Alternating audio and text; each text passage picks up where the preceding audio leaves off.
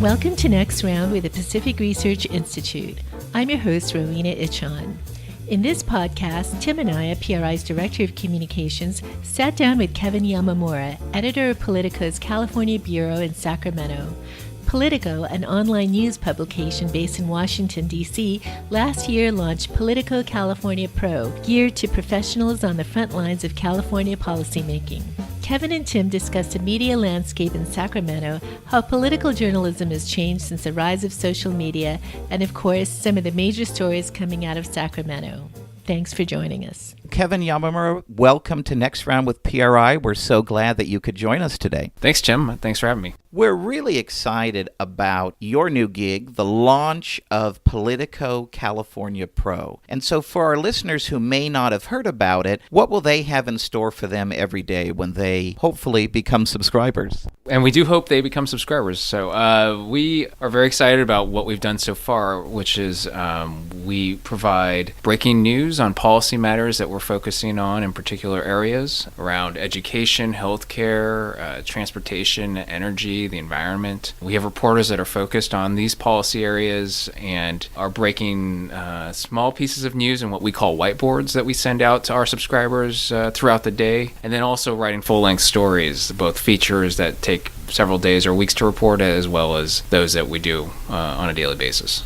One of the things that I think is the best thing about Politico California Pro is that you've really hired some of the best California reporters on your teams. Who are some of the familiar names that our listeners can look forward to reading when they subscribe, and what kind of things will they be covering? Well, the great thing about Politico is that we are bringing together a fabulous team of reporters that have experience in and around the Capitol and around state politics. That starts with our playbook team. We have Carla Marinucci and Jeremy White, who have Carla's, covered state politics for decades, and Jeremy has a wealth of experience in the Capitol. We also have Angela Hart, who came to us from the Sacramento Bee Capitol Bureau, where I also worked for more than 10 years. We have a great crew of specialists that have joined us. We've got Deborah Kahn, who came to us from E&E News, and she's been covering the Capitol and state matters on energy and the environment.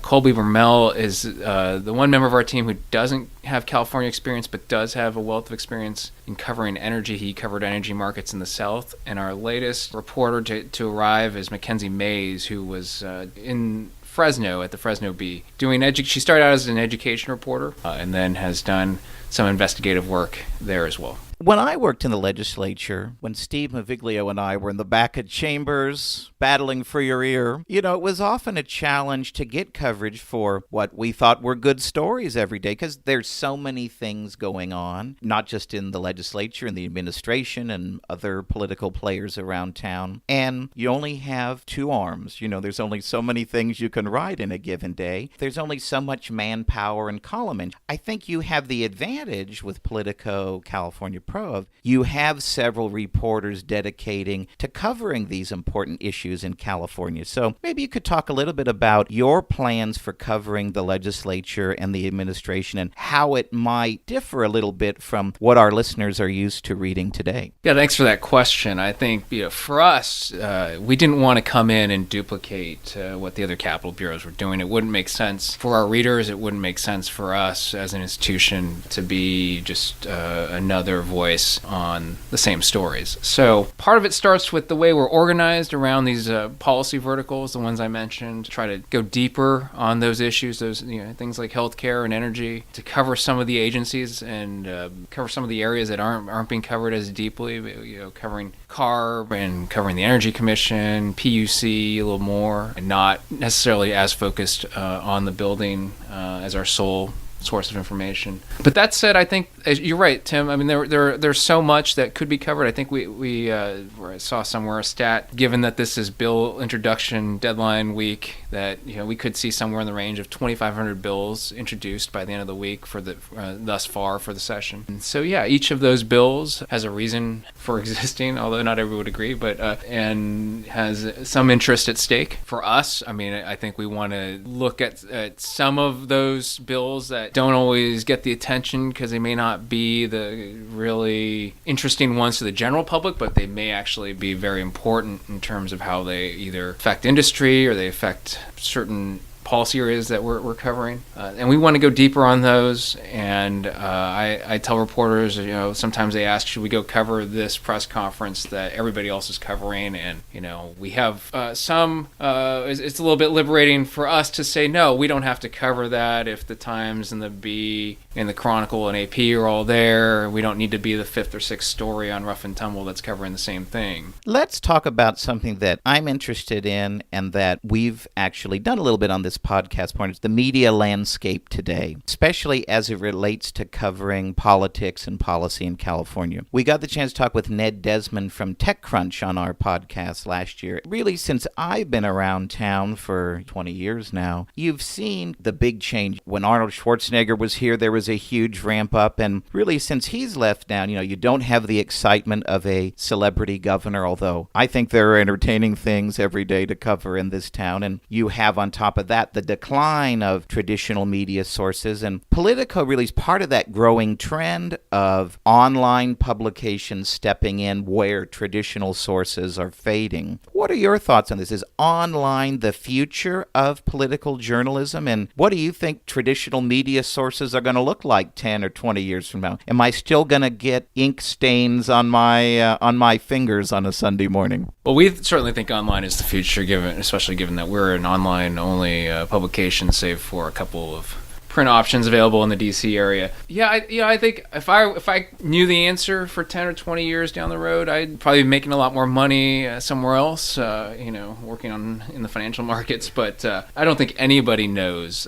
For anybody to say whether they know what the landscape will look like 5 years from now, 10 years from now, it's hard to say. I do think you're right. I mean, since when Schwarzenegger came, there was a huge increase in the number of reporters that wanted to cover Sacramento and the capital and everything that was going on here in California. We had seen a steady decline in that. I think recently with Newsom coming in, it's interesting. There's been a little bit more hiring. I mean, I think we've come in and we've hired several people. You see the Times with their new owner hiring several reporters from other capital outlets. The Bee has still prioritized their capital bureau despite cuts elsewhere in the organization. I do think that there will always be an interest in covering what happens in Sacramento because of the importance of the policy and the politics here. The format is always going to change. It's going to evolve. I get questions all the time about, how long do you think we'll be here? How long will Politico be invested here in Sacramento? And I think that we're in it for the long haul. Everything I've heard since we've launched and before launch is a lot of confidence in what we're doing. Again, for us, I think we have to be distinctive. I think we have to provide value for our particular audience. Our audience is largely insiders, and that's going to be key for anybody. It was the key for us when I was at the Bee. Figuring out who the audience was and what they demand, because obviously without your audience you're nothing. So yeah, I think we can't predict what technology is going to do in terms of disruption. We can't predict how people's tastes are going to change and how they obviously the way we each get news today is much different than it was 2 years ago, than it was 5 years ago, than it was 10 years ago.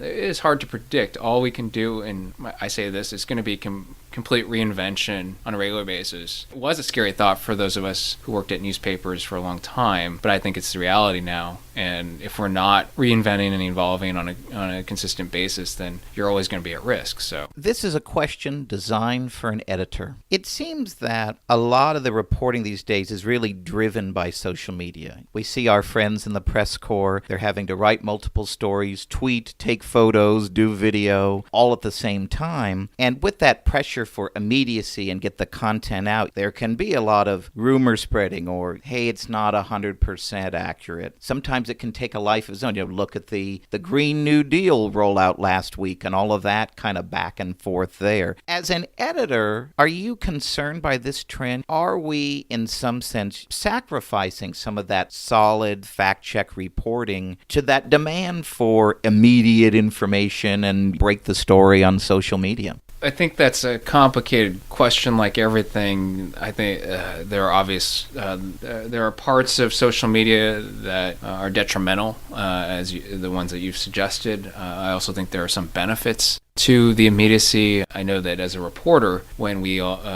everybody in the Capitol got onto Twitter and it became so consuming for everybody around the Capitol, it was a great change for us to be able to get news to readers immediately, which really, if you're a news junkie, if you're a breaking news reporter, one of the reasons you get into this business is to be the first to tell people things. I mean, I'm sure a lot of us, for those kids who just wanted to be able to go tell somebody something first. Yes, you can't go out there with inaccurate news and facts, and you have to be careful.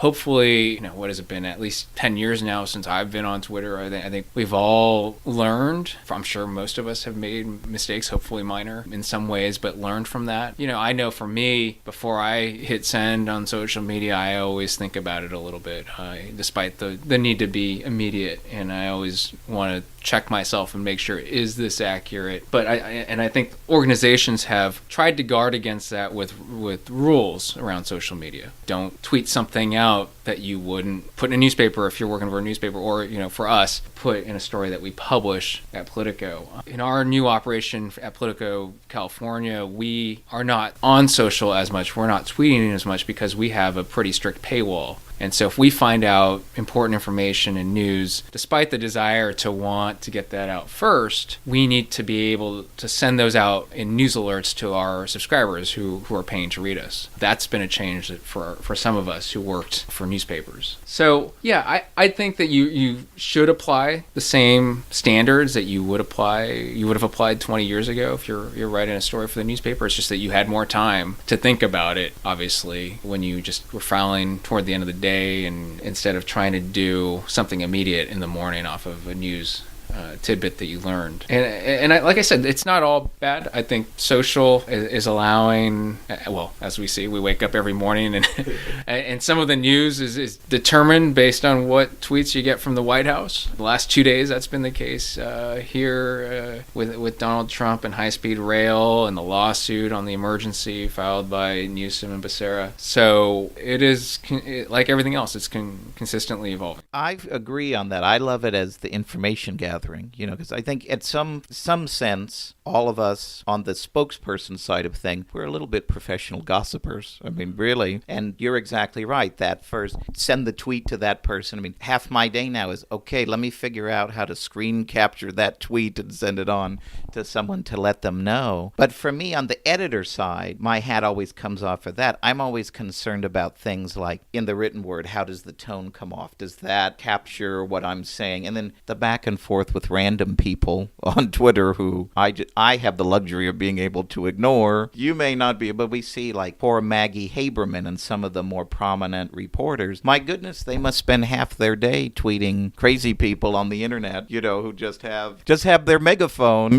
they makes them important for 2 seconds to tweet something nasty at a good reporter. Yeah, I think the back and forth is, for me, as a reporter and as an editor, I've always tried to stay out of that back and forth on Twitter as much as you can. I think, you can really dig yourself into a hole, and we've seen famous cases of reporters who have dug themselves into holes by not thinking twice about what they do on social. But I always tell reporters, and I try to practice this myself, if you are getting in a fight with somebody or in an argument or feeling yourself getting somehow angry or emotional, I mean, I tell them certainly don't tweet it. But also don't email it. Just don't. The only thing I would suggest is that people, and I tell reporters this all the time, pick up the phone. If you disagree with somebody about something, tell them to call you. I've done that on Twitter. Somebody's disagreed with me. I've said, hey, you want to talk about this? I'm not going to get into this debate on social media where everybody can see it and where you're going to go send it out to whoever you want to send it out to. I'm going to have a conversation, usually off the record, on the phone, so we can work out our disagreement and try to understand where, maybe I'm wrong, maybe they're wrong. That is on social media, on electronic exchanges, email. Problem is that you can talk past each other all day, and that's not productive.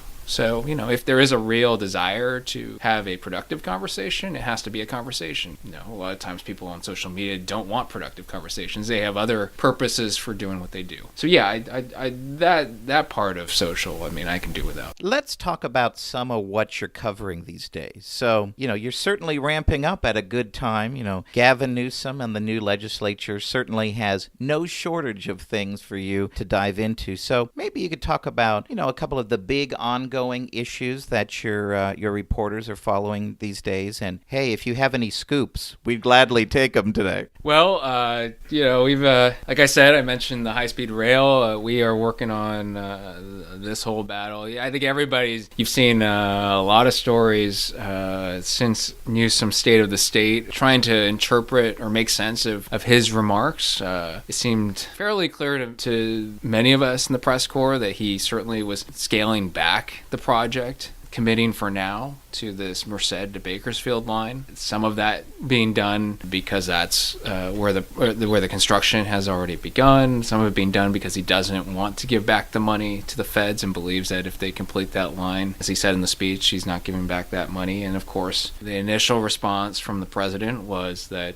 he saw this as, I believe he said he saw California as canceling the project. People seized on that phrasing and said, well, we're not canceling it. We're doing the Central Valley Merced to Bakersfield. And then this week we see an actual formal letter from the Department of Transportation saying they're going to cancel almost $1 billion in outstanding funds, and they're going to try to get $2.5 billion already allocated. They're going to try to get that back. So for us, we've got our team here and in D.C. They're trying to get to the bottom of what the state is obligated to complete and what authority the president and his administration have to take back that money. That's one thing we're working on, and that's a good example of the teamwork we can do with the big operation back in D.C. in addition to our folks here in California. We are following, as I mentioned, Friday's the bill introduction deadline, which will have passed by the time your listeners hear this. It could be as many as 2,500 bills introduced, but when all is said and done, and we are focused on the legislation or in our core areas. Angela Hart was tracking some of these soda bills, including another soda tax proposal, and an interesting one, which was initially proposed by Bloomberg back in New York, which back there was called the Big Gulp Ban, they called it. And so here, one of the proposals in that package is limit on fountain drinks to 16 ounces. So that we'll see how that plays out, but that could be a contentious one. Beyond that, we've got our resources-focused reporters looking at energy issues. CARB, our reporter Colby Bermel was at an energy conference the other day. He's writing about the future of battery and energy storage, which will be an increasing part of the conversation, not just because of where California is going with alternative energy, but also because of wildfire risk. And we're seeing more and more discussion of whether residents in rural areas may need to have more microgrids and sort of self-generation off of the grid so that utilities can turn off the power lines when red flag conditions warrant it. Well, I think it's interesting on the news, something we like to do on our podcast. We call it the former speechwriters review the big speeches. We have 3 former gubernatorial or high-level speechwriters here at PRI, and we didn't do one on the State of the State. And it's interesting, it's probably the first one ever where kind of an enigmatic line and tone took over the whole coverage of the speech, which is fascinating. I think that kind of segues into the contrast between covering Jerry Brown and covering Gavin Newsom. You've had your chance to cover both of these governors. In your view, how is covering the Newsom administration shaping up to be different than covering the Brown administration? And what are maybe some differences in style between the two that you've noticed right off the bat? Well, I should preface this by saying I covered Governor Brown when he returned after Schwarzenegger early in his first term, and covered him largely. I covered the budget and covered him through the budget because that was his primary issue at that time, before leaving the Bee's Capital Bureau to become an editor in charge of local news. So I didn't actually directly cover Governor Brown during his second term, but I will say, based on my experience early with Governor Brown and what I've seen, I think that aside from there not being any Latin, as I recall, in the state of the state, I think that the circumstances were different, right? I mean, Governor Brown left office handing Newsom a budget that was dramatically different than the one that Brown had in the middle of the recession. I think Brown was probably the governing the way he had to, but also the way his style was, which was a more bare bones approach, not as dramatic, I suppose, as Newsom has been in his first couple months. No Count Cartacula with Governor Brown. No, none of that. I don't know that Newsom has had any theatrics yet, but I think that Newsom has clearly made a lot. I think he's made quite a bit of news early in his tenure as governor. Brown was managing budget situation that the state was climbing out of a massive deficit still, and he preached austerity. So his job was to try to get the budget in shape and in a place that was stable. Of course, he did that also by proposing taxes, and he also benefited from economic growth, and particularly in the Silicon Valley. So the state's tax revenues kept climbing. For a Democrat, I think you could argue he kept the spending in check in a way that allowed the state to have the surplus that Newsom has. And Newsom, he's not making news necessarily by spending all that money, but he is making news in ways such as almost by being different from Jerry Brown. High-speed rail, he basically came out and said, we can't do this project from San Francisco to LA.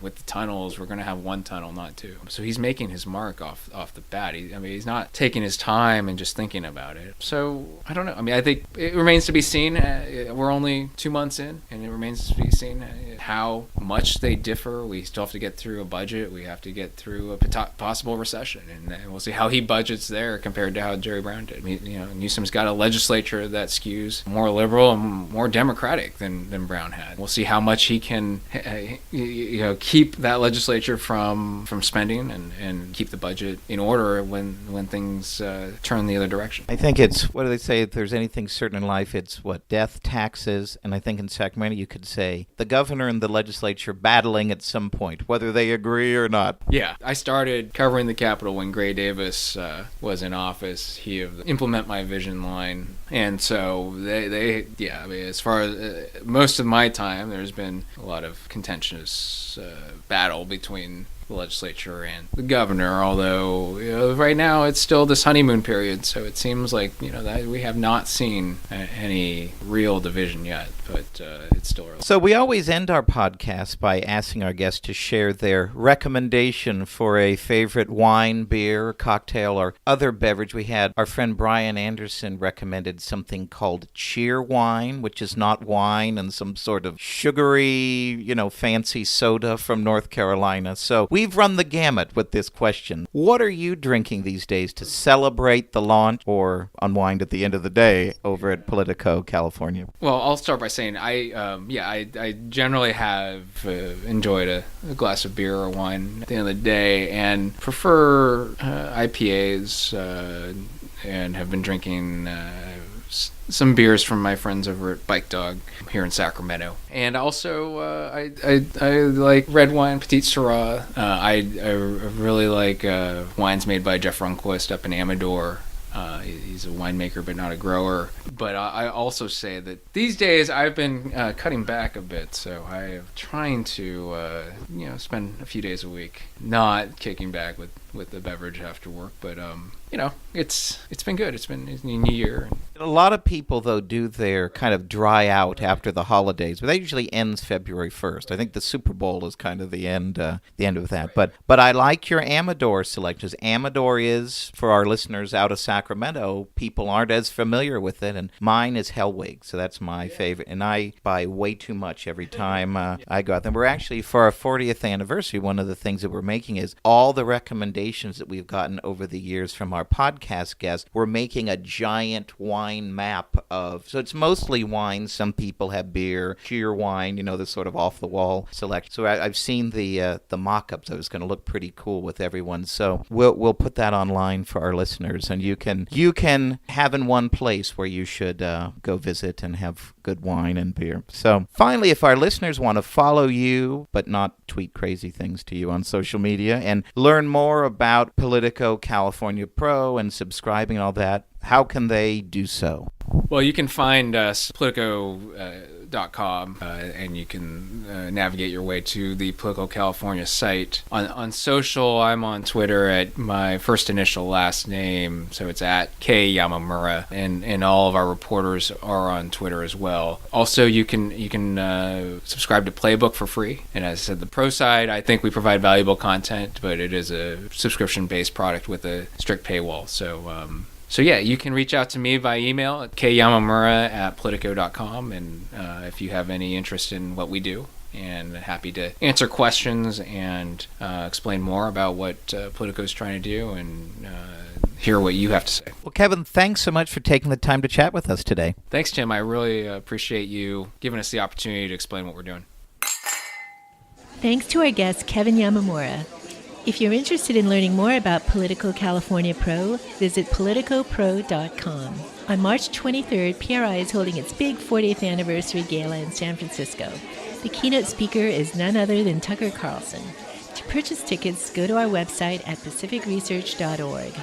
If you like this episode, please tell your friends and subscribe to PRI's podcast at iTunes, Google Play, Stitcher, or TuneIn.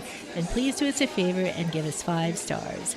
You can also listen to our podcast on PRI's YouTube page, youtube.com/Pacific Research 1. That's the number 1. Thanks for listening. I'm Rowena Ichon. We hope you'll come back again for next round with PRI.